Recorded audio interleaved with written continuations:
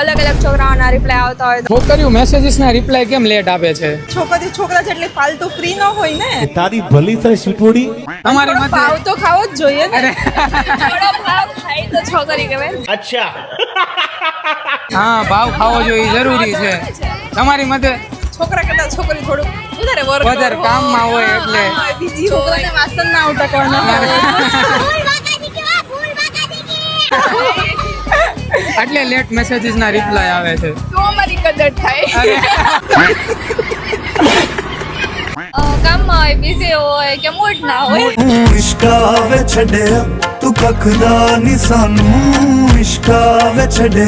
તમારી મતે sometime ignore.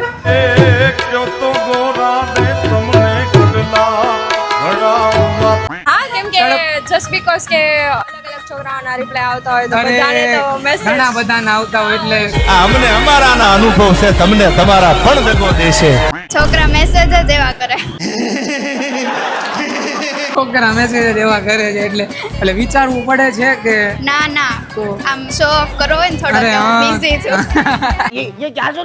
બસ priority પ્રમાણે રિપ્લાય દેવાનો. કોને એ લોકોને ખબર હોય છે કે રિપ્લાય મેસેજ આવે છે તો એ લોકો રિપ્લાય નથી કરતા, જદરિયા જીની રે જીની.